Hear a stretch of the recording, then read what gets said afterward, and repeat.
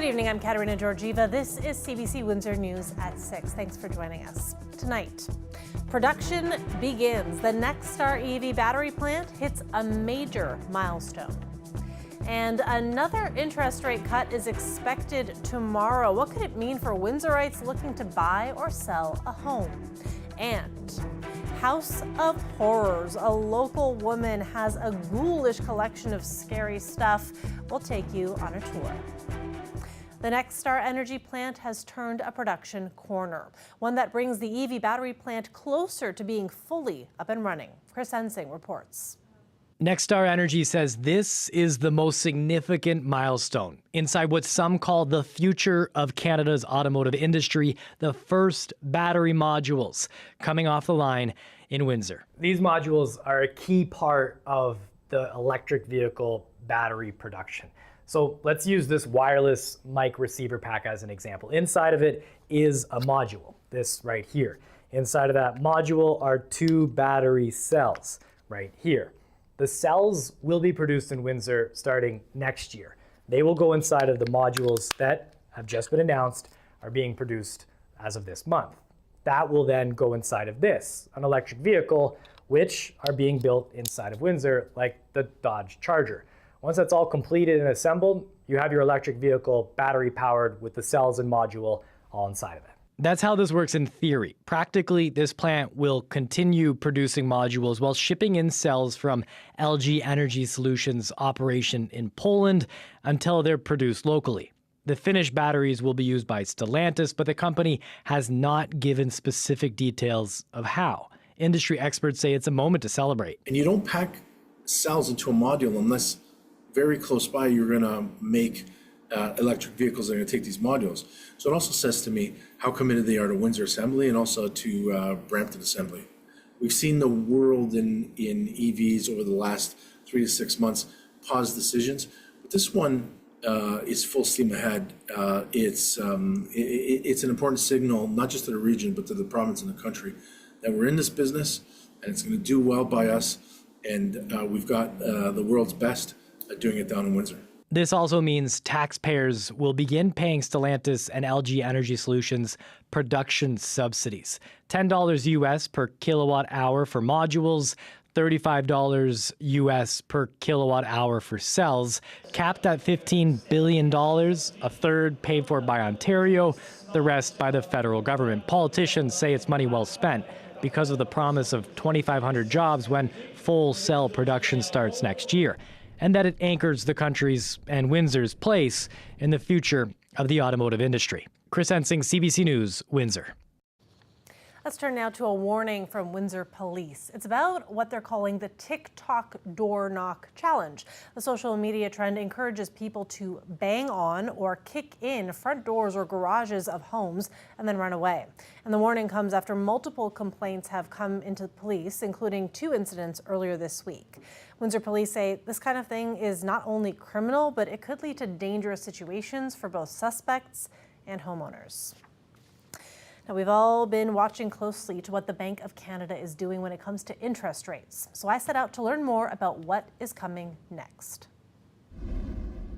I'm here with Rasha Ingrata, mortgage broker here in Windsor, and we're going to talk about tomorrow's upcoming expected drop in the interest rate. So why don't you tell me what you expect to see tomorrow?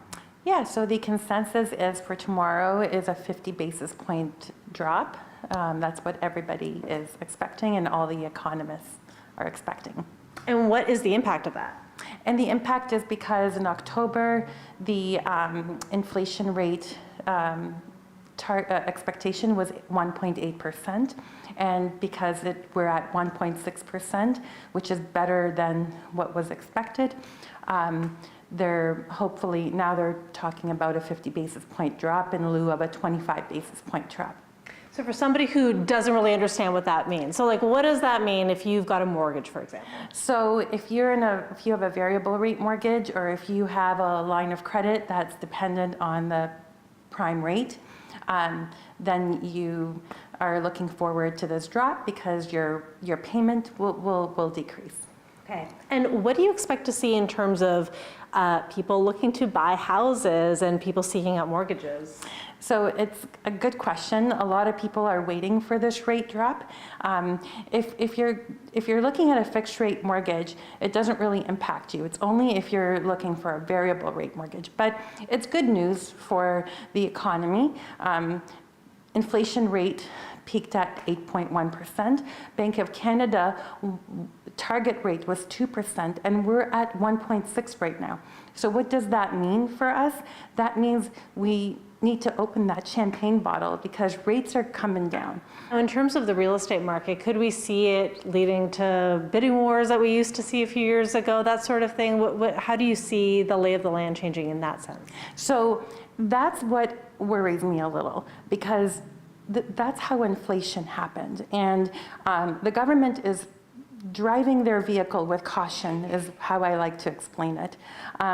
They want to make sure that by lowering the interest rate easily and not dropping it as fast as they increased it, is how they want to make sure that the economy is stabilized and the housing market doesn't get back into bidding wars and like that. Will we have that? Probably. I think it's going to happen. This is why the Bank of Canada is driving their vehicle with caution, is how I describe it. I also checked in with the president of the Windsor-Essex Realtors Association. Maggie Chen says that in our region, the housing market has been in hibernation for about a year, and it might take a few more drops in the interest rate to really see it come back to life. So if you ask me, Katrina, about, hey, what do you think the home buyer's gonna do from now to next spring? I think that's the question everybody's asking me. I will say, I think the home buyers will probably wait for the next spring. And then when the next spring comes and the rate comes down to a certain point, everybody will step out of the sideline and then make the purchase decision.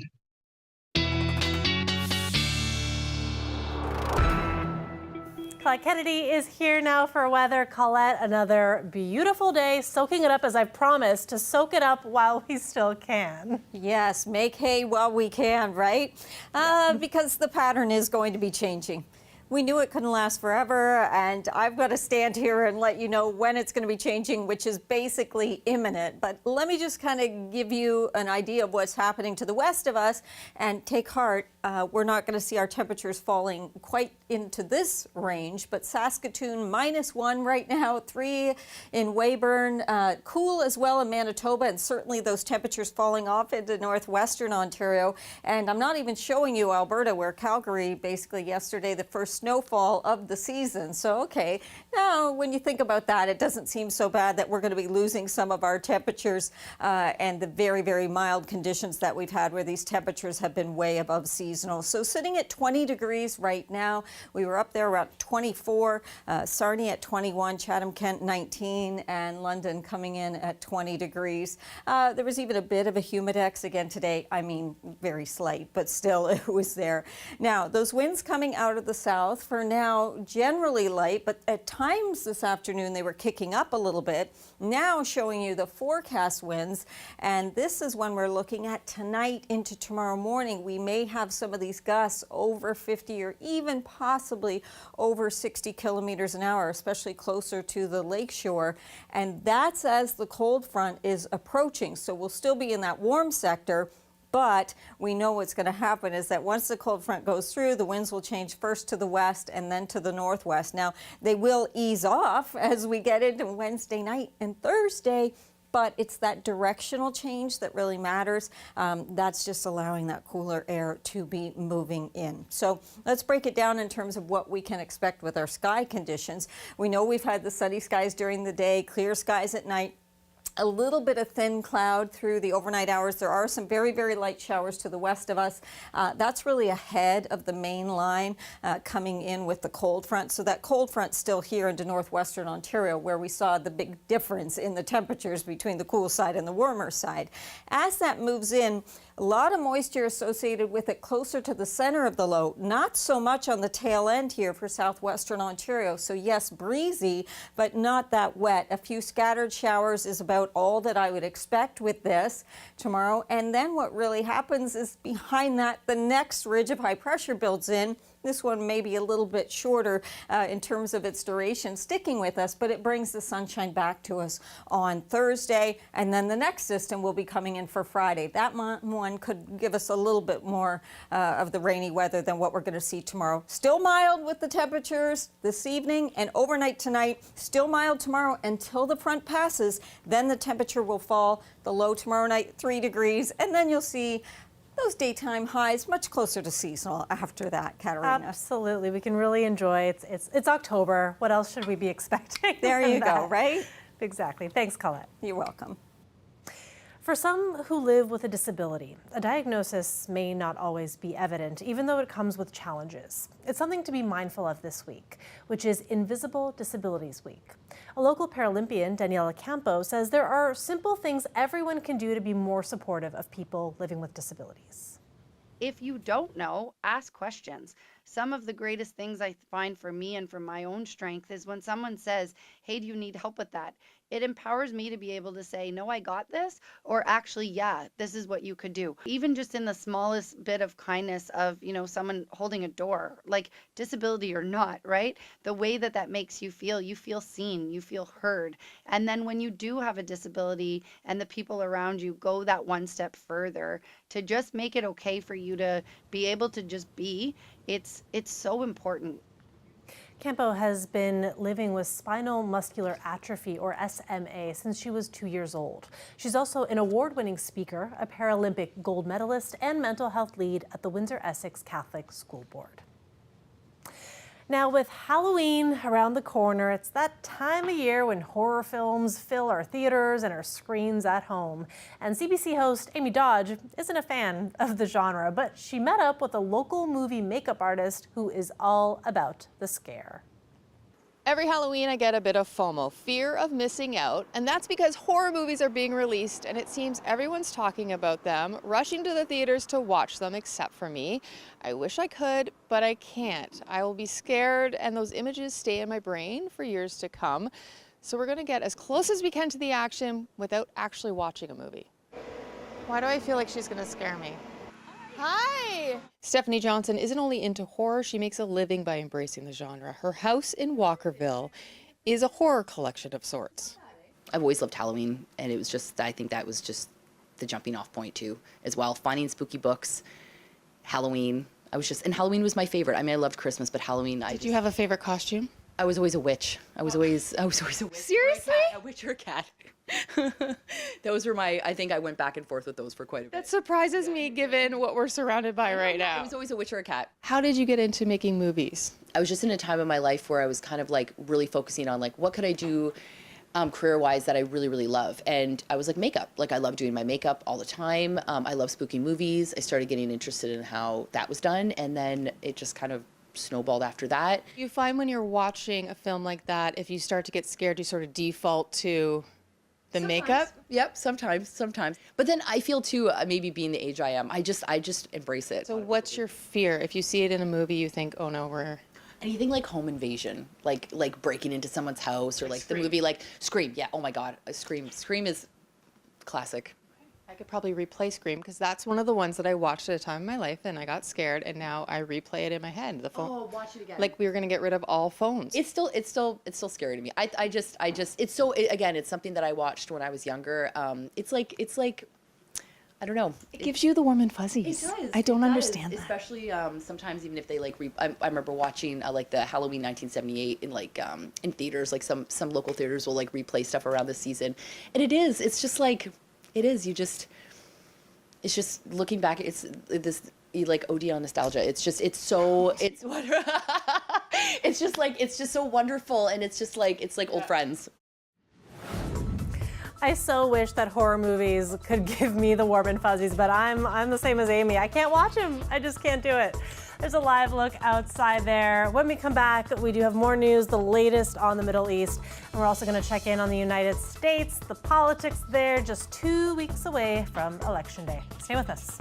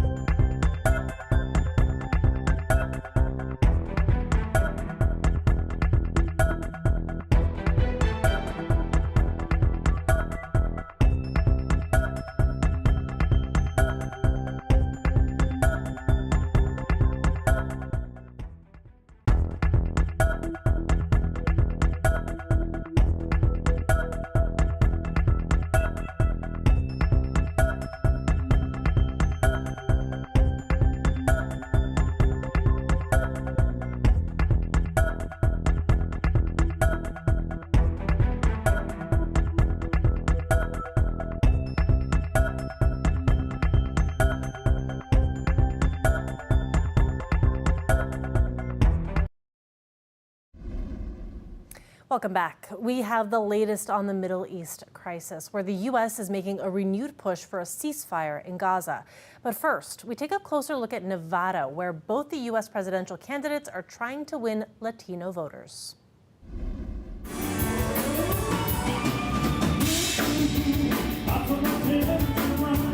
What happens in Vegas could play a big role this election, and presidential campaigns are spending millions targeting a critical voting bloc that could sway the outcome. Trump bajó nuestros impuestos. As your president, I'll work for you. Now, both Democrats and Republicans are making an aggressive push to win the crucial Latino vote across the Southwest, but particularly here in Nevada, where Latinos make up roughly 1/3 of the state's population and growing. These canvassers for the Harris campaign are part of a massive Get Out the Vote effort organized by the state's powerful culinary workers union that's endorsed the vice president. The union warning its 60,000 members the dangers of a Trump presidency. Our members are 60% Latino. They get the hypocrisy, this idea that Trump says, okay, he's going to close the border, he's going to do mass deportations and mass tariffs. That blows up this economy. Oh, it is so wonderful to be back in Nevada. Thank you all. Democrats had long relied on Latino voters, but polls suggest Latino men are drifting right, aligning with the Republican message of economic anxieties, rising costs, and immigration. So I need you to please make America great again. Javier Barracas owns a popular restaurant and is all in on the former president, saying Trump's hardline approach on immigration is what sold him. Because I know he's not talking about me. I know he's talking about people that come and do bad things. Nevada is where both candidates promised to eliminate paying tax on tips, which many workers here rely on. And it's also where Harris made her pitch directly to Latino voters on Spanish-language network Univision. After the show, we spoke to some audience members whose reactions were mixed. Does she win your vote? Honestly, I think she did. I think she won my vote. There's a couple of things I wish she was a little bit more articulate or just more descriptive of. Today, I'm still undecided. I don't know which way to go. Nevada's 6 electoral votes may not be a political jackpot, but it's expected to be one of the deciding states that will determine the winner. Richard Madden, CBC News, Las Vegas. I'm Sasha Petrusek on the border between Israel and Gaza, overlooking Jabalia, the biggest refugee camp traditionally in northern Gaza. This is the area where there's been so much fighting over the past couple of weeks. It's been revived, it's been intensifying as Israel says it's trying to root out Hamas fighters who are hiding in control centers and also in tunnels underneath this refugee camp and underneath the hospitals there. But the people who are there are saying that Israel has sealed off the area, not allowing aid, food aid, medical aid to get in, not allowing people to get out without being shot at, and not allowing them to retrieve bodies of those who have been killed. Israel denies that and says that it has been letting thousands of people out and letting aid in. Now, this fighting is continuing even as the United States increases pressure on Israel to try to come up with some sort of a ceasefire, even if it's temporarily. U.S. Secretary of State Antony Blinken arrived here today to meet with Israeli Prime Minister Benjamin Netanyahu and other officials, including the defense minister, to try to convince them that there should be a ceasefire so that hostages, about 100 Israelis who are still being held in Gaza, can come home. But it doesn't seem at the moment like either of the sides, Hamas here, Hezbollah, the militia in Lebanon, or Israel, are making signs that a peace deal is imminent or that they're about to fundamentally change their positions. So for now, the fighting continues. In fact, it intensifies with Israeli strikes in Beirut and in Lebanon, and with rockets coming from Hezbollah into central Israel today, and with the fighting here in Gaza. Sasha Petrusek, CBC News, in Sderot on the Gaza border. When we come back, an investigation into Canada's temporary foreign workers program. That's coming up.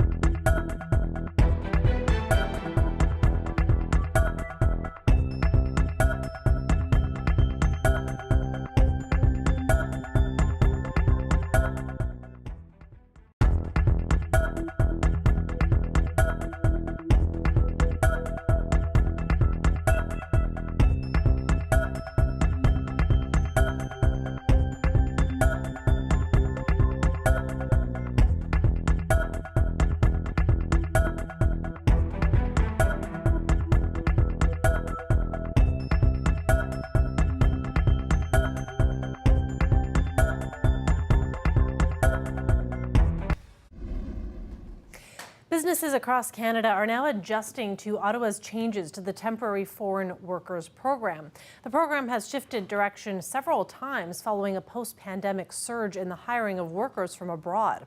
Investigative reporter Shayna Luck looks at how Canadian Tire employees who came in as part of that program have quit because of working conditions and pay. Two former employees of an Etobicoke Canadian Tire are speaking out about their experiences on closed work permits. The temporary foreign workers say they left a workplace they felt was unhealthy and didn't abide by the contracts they signed coming to Canada. The store on the west side of Toronto was approved to hire 34 foreign workers starting in 2022, but many left before their work permits expired. The two workers who spoke to CBC said the store owner paid them less than the agreed-upon wage in their contracts. The workers said they couldn't adequately support their families on the wages they received. One worker said he felt reluctant to leave because of the closed work permit tying him to that store. He believes closed permits can lead to exploitation. Work permit it's like a cage, you know, even though you can choose kind of jobs that make you comfortable. This work permit, they use this to exploit you, to do what they want to you. According to one expert who studied the program, that's a common feeling among temporary foreign workers. I would say one of the worst aspects of the temporary foreign worker program is the closed work permit. And it literally does trap the worker. It ties them to the workplace. And so people endure considerable mistreatment, hoping, okay, maybe things work out, but partly because they just can't leave. This comes at a moment when the Canadian government is making major adjustments to the temporary foreign worker program. In the last 5 years, the number of workers who've moved from closed to open permits because of abuse has gone up dramatically. The owner of the Etobicoke Canadian Tire, Izil Natarajan, said he vehemently denies all the allegations against him. Canadian Tire Corporation said in an email it's deeply concerned and investigating the details and validity of the allegations. It also said all stores make independent hiring decisions. The province of Ontario has an open investigation into the store. The federal government wouldn't confirm whether it does too. Shayna Luck, CBC News, Halifax. And that is it for CBC Windsor News. For more, you can go to our website at any time, cbc.ca/Windsor, and you can also download the CBC News app for stories that matter the most to you. Thanks so much for watching and have a wonderful evening. We'll see you back here tomorrow.